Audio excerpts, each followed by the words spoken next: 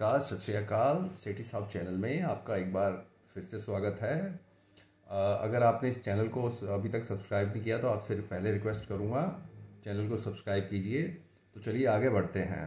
तो दोस्तों, आज फिर हम देखेंगे वालिया साहब, हरप्रीत वालिया जी, जो पंजाब से पाकिस्तान घूमने गए थे। आज उनकी स्टोरी का दूसरा भाग देखेंगे। इस सीरीज़ के दूसरे भाग में वालिया साहब हमें पाकिस्तान की बैंकिंग सिस्टम के लेजर सिस्टम के बारे में एक ऐसी अजीब सी बात बताएंगे जो आपने पहले किसी भी इंटरव्यू में नहीं सुनी होगी, किसी भी वीडियो चैनल पर नहीं सुनी होगी, यूट्यूब पर या किसी भी मीडिया चैनल पर नहीं सुनी होगी। यह बात पाकिस्तान को लेकर में उनकी बैंकिंग प्रणाली को लेकर हुई उनकी तकलीफ़ को है। और इसके उनके हाथ में जो मोबाइल था उसको देखकर पाकिस्तानी हैरान हो गए। उन्होंने उस पर क्या प्रतिक्रिया दी ये भी हम देखेंगे। तो वीडियो शुरू करने से पहले मैं आपको फिर से एक बारी रिमाइंड करवाऊंगा कि आपने अगर चैनल सब्सक्राइब नहीं किया तो प्लीज़ इसको सब्सक्राइब कीजिए और इस वीडियो को ऐसे लोगों को साथ शेयर कीजिए जो ऐसे विषयों में रुचि रखते हैं। आपका मैं बहुत आभारी रहूँगा। तो चलिए आइए जल्दी से शुरू करते हैं ये एक्साइटिंग वीडियो।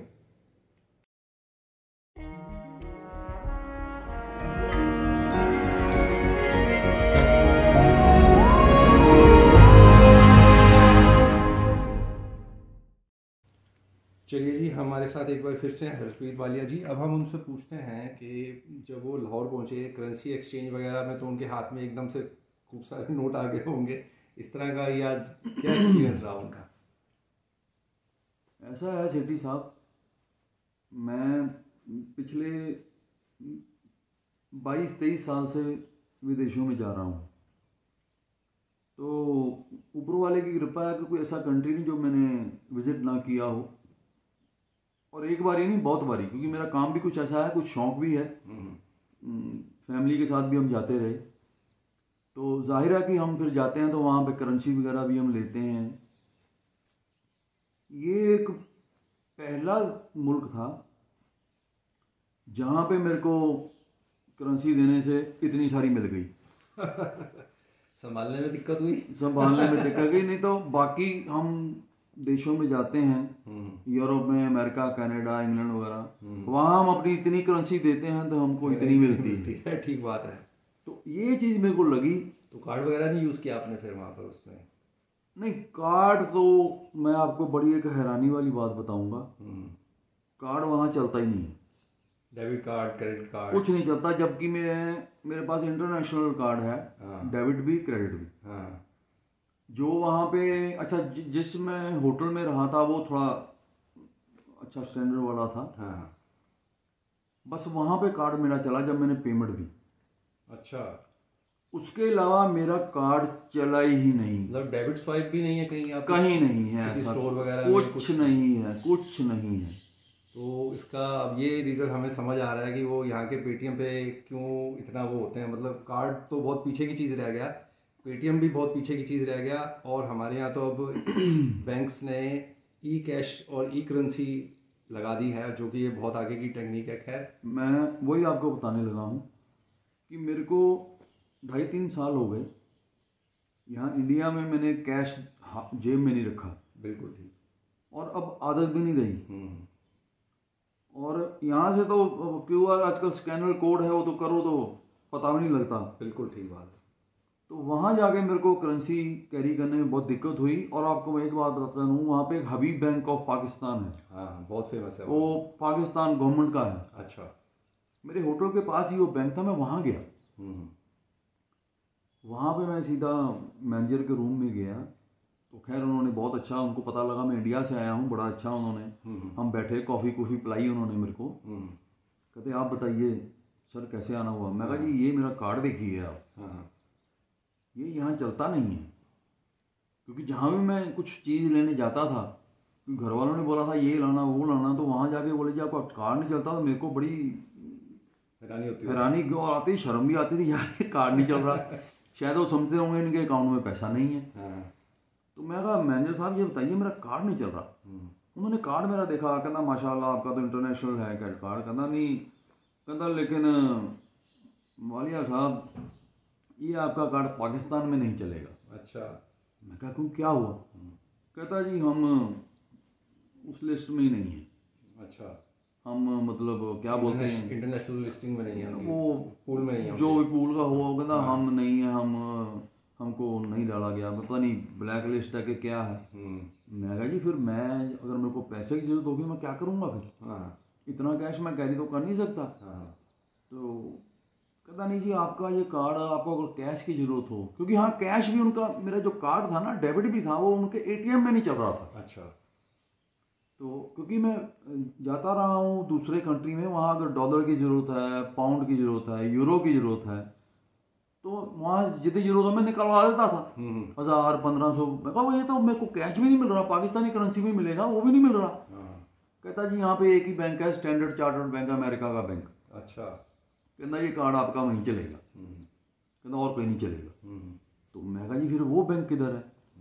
कहता जी एक ही बैंक है, उसने मेरा एड्रेस को बताया, पूरे लाहौर में एक ही ब्रांच, एक ही वहीं से आपके पैसे निकलेंगे। लो जी फिर वहाँ से मैं गया उधर बैंक में टैक्सी वैक्सी करके, तो वहाँ मेरा ख्याल आधा मिनट भी नहीं लगा। मतलब पाकिस्तान की अपनी इस तरह की व्यवस्था नहीं है, वो इंटरनेशनल अमेरिकन बैंक की सिस्टम था जिसमें आपको थोड़ा सा रिलीफ मिला। हाँ तो ये प्रॉब्लम थोड़ी आई मेरे को वहाँ पे। ये बहुत बड़ी प्रॉब्लम है वैसे, अगर हाँ आजकल हमें आदत ही नहीं रही, देखा जाए हमें तो आदत ही नहीं रही, देखा जाए आज के डेट में तो फिर बहुत बड़ी प्रॉब्लम है। हम लोग तो इससे बहुत आगे आ चुके हैं। खैर चलिए, अब आपसे मैं एक और ज़रूरी चीज़ जानना चाहूँगा। जब लाहौरियों को पता लगता होगा कि आप इंडिया में आए हैं, तो इंडिया की किस बात को लेकर उनमें क्यूरियोसिटी देखी आपने, वो आपसे क्या जानना चाहते थे, या उनकी जो क्वेरीज होती थी वो किस चीज़ के बारे में होती, इंडिया के बारे में, इंडिया की किस चीज़ के बारे में वो जानना चाहते थे? वो इंडिया की एक तो डेवलपमेंट के बारे में, एक वो ये जो मैंने मोबाइल पकड़ा हुआ था। अच्छा। पिताजी ये मोबाइल कौन सा है? तो मैं बड़ा हैरान हुआ, मैं कहा यार ये तो सैमसंग का फोल्ड मोबाइल है, मतलब ये खुल जाता है ऐसे, ये वो मैंने खोल के दिखाया उनको। कहते जी ये कितने का है? मैं कहा जी मेरा ख्याल 1.5 लाख का है। कहते फिर वो उसने एक किसी को फ़ोन किया, कहता जी ये इस मॉडल का मोबाइल है? वो कहता हाँ है, ये पिछले हफ्ते ही यहाँ आया है। अच्छा। मैं कहा यार मेरे को तो 6 मैंने कहा साल ही हो गया लिए। कहता नहीं, वो कहता नया लॉन्च हुआ है पाकिस्तान में। अच्छा। मैं कहा अच्छा। तो उसने पूछा ये यहाँ पर कितना है? तो उसने उसको बोला कि वो वहाँ पर है 4,60,000 का। तो ये डिफरेंस मेरे को बहुत लगा। एक वहाँ पे जो कारें हैं, जिस होटल में मैं रहता था उसके सामने ना वो टैक्सी वगैरह खड़ी रहती थी। अच्छा। तो मैंने कई बार बाहर चले जाना, तो काफ़ी, हम तो खुले दिल वाले हैं, पंजाबी लोग हैं, उन्होंने आना सदा जी हमको बताओ आप कैसे ये वो। तो साथ में ना चाय का एक थोड़ा वो थी खोखा टाइप। तो मैंने बैठूंगा तो उनको चाय भी पिलानी, उनको बातें भी सुनानी। बातों बातों में पूछा, वो एक था लड़का, उसको मैं काफ़ी लेके जाता था इधर उधर। मैं कहा यार तू की साबनदानी जी रखी हुई है? ते कहता सरदार जी तुझे साबनदानी कहती? कहता ये मैं 11 लाख दी ली है। वो थी जो हमारी यहाँ पे है मारुति ऑल्टो, वहाँ पे उसको बोलते हैं मेहरान। अच्छा। मैं कहा हो पर ये थी, मैं कहा 11 लाख दी बड़ी महंगी है। वो कहता जी 11 लाख दी मैं सेकेंड हैंड ली है। और वो सेकेंड हैंड ही बता रहा था 8-9 साल पुरानी। अच्छा। मैं कहा यार ये फिर नई कितने की है? कहता जी 32.5 लाख की। और मैं कहा 32.5, 38-39-40 लाख की तो हमारे वहाँ फॉर्च्यूनर आ जाती है। वो कहता फॉर्च्यूनर यहाँ पे 1.5-2 करोड़ की है। ये भी फर्क लगा मेरे को वहाँ पे। तो मतलब आपको वैसे, अगर जैसे हम पाकिस्तान की इकोनॉमिक क्राइसिस जो चल रहा है उसका उनकी ज़िंदगियों पर, या वैसे आप देखा जाए उनके माहौल में, उस चीज़ का क्या असर देखने को मिला? बाज़ारों में आप घूमे होंगे, आपको चीज़ें सस्ती लगी, महंगी लगी, क्या लगा आपको? जैसा कि मैंने आपको पहले बताया कि करेंसी वाइज मेरे को तो खैर पहली बार ही सस्ता लगा, क्योंकि हमको पैसे बहुत मिल गए। लेकिन अगर मैं आम पाकिस्तानी की नज़र से देखूं तो वहाँ महंगाई बहुत ज़्यादा है। इवन एक वो वहाँ पे मेरी इंटरव्यू कर रहा था पाकिस्तानी रिपोर्टर था, वो पूछ रहा था कि एक वो जो होती है ना 1/2 लीटर वाली हमारी पानी की बोतल, हाँ जी, वो वहाँ पे 60 रुपए की है, जो कि हमारे यहाँ 10 रुपए की मिलती है। हाँ जी, मतलब ये बहुत 1 लीटर की 15 रुपए की आ जाती है। हाँ हाँ, 1 लीटर हमारे तो 15 रुपए की आ जाती है। हाँ जी, मतलब ये बहुत फर्क दिखा मेरे को। मतलब ऐसी बहुत सी बातें हैं। मतलब ओवरऑल जो पाकिस्तानियों के लिए तो बहुत महंगाई है वहाँ पे। ये मैंने फर्क देखा वहाँ पे। हाँ तो दोस्तों, देखा आपने वालिया जी की पाकिस्तान का एक्सपीरियंस, वहाँ की खस्ताहाल बैंकिंग इंडस्ट्री का एक्सपीरियंस। और ये तो पाकिस्तान वालों को सोचना चाहिए कि आप इंटरनेशनल बैंकिंग सिस्टम से नहीं जुड़े हुए हैं। उसकी वजह से वालिया साहब ने बताया कि उनको ब्लैक लिस्ट किया गया है। ये तो बेहतर पाकिस्तानी बता सकते हैं, पाकिस्तान जाने। लेकिन इसके बिना कोई देश कैसे तरक्की कर सकता है? आज ये 2024 चल रहा है, बैंकिंग सिस्टम कितना एडवांस हो चुका है।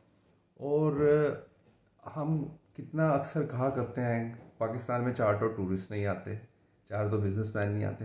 पर भाई अब हमें समझ आ गया 4 टूरिस्ट और 4 बिजनेसमैन आके करेंगे भी क्या? आपके पास कोई ऐसा सिस्टम तो है नहीं कि उनको कोई इस तरह की सुविधा हो। कहाँ वो पेमेंट लेने के लिए वो भागते फिरेंगे हैं? डेबिट कार्ड और क्रेडिट कार्ड पूरी दुनिया में चलने वाली एक आम सी चीज़ है। और इसका मैं आपको बताऊं, इंडिया में हमारे यहाँ जगह जगह डेबिट कार्ड्स और क्रेडिट कार्ड्स को आप यूज़ कर सकते हैं, स्वाइप कर सकते हैं। आप कहीं भी चले जाइए, हिंदुस्तान में कहीं निकल जाइए, bus stand, petrol pumps, railway station, बाज़ारों में, इवन देन यहाँ पे मोबाइल वैन्स बैंकों ने लगाई हुई हैं कि जहाँ आप हैं आपके आसपास आपको 100 मीटर 200 मीटर के एरिया में एक ATM मिल जाता है, जहाँ पर आप किसी भी देश का कार्ड इस्तेमाल करके अपना कैश को ले सकते हैं। दुकानों में जगह जगह क्या बोलते हैं, हमारे यहाँ कार्ड स्वाइप की फैसिलिटी है। आप जाइए, अपने सामान खरीदिए, अपना कार्ड स्वाइप कीजिए और चलिए। मेरे पास भी ये देखिए 2 क्रेडिट कार्ड हैं, डेबिट कार्ड भी है। मेरी छोटी बेटी कॉलेज में जो जाती है उसके पास भी स्वाइप करती है, कार्ड्स को यूज़ करती है जहाँ कहीं ज़रूरत पड़ती है। और वैसे भी अब ये क्रेडिट कार्ड और ये पेटीएम और जो हमारे यहाँ फैसिलिटीज़ हैं, ये तो बहुत पीछे रह चुकी हैं। अब तो हम ई करेंसी की ओर बढ़ चुके हैं, भारत ई करेंसी की ओर बढ़ चुका है। जाकर कभी डिजिटल करेंसी या ई करेंसी गूगल पे सर्च कीजिए तो आपको वहाँ पर इसके बारे में बहुत सी डिटेल मिल जाएगी। मैंने तो यार पहली बार सुना किसी देश में डेबिट कार्ड और क्रेडिट कार्ड नहीं चल रहे। सुनकर ऐसे लगा यार स्टोन एज का देश, स्टोन एज की एरा अभी भी किसी देश में मौजूद है। तो पाकिस्तान में चलेंगे, बड़ा अजीब सा वाक़या। आर्थिक व्यवस्था तो इनकी ख़राब है ही है, लेकिन बैंकिंग व्यवस्था इतनी लचर है पाकिस्तानियों की, ये हमें मालूम नहीं था। भाई पाकिस्तानियों ठीक करो। ये देखकर बिल्कुल एहसास हो गया था यार, बिल्कुल एहसास हो गया था, जैसे मैंने पहले कहा कि हम स्टोन एज में रह रहे हैं। और तुलना आप इसकी पाकिस्तान की भारत से करते हो, भाई तुम तो अफ़गानिस्तान के लायक भी नहीं हो, हैं? तो तुम हमारे से तुलना करनी थोड़ी सी ना बंद कर दो, अपने चीज़ों को देखो। आपके यहाँ एक रनिंग गवर्नमेंट है, आपकी सरकार को, आपकी अफसरों को ख्याल नहीं आता कि मतलब उनकी बैंकिंग की व्यवस्था कैसी चल रही है? सोचने की बात है यार। आप मतलब छोड़िए इस बात को। आपके जो पॉलिटिशियंस हैं बड़े करप्ट हैं, मशहूर है करप्शन आपके पाकिस्तान की पूरी दुनिया में। तो जो उनकी जो काली कमाई रखी हुई है विदेशी बैंकों में, उनको वो यहाँ निकालनी हो तो वो कैसे निकालेंगे?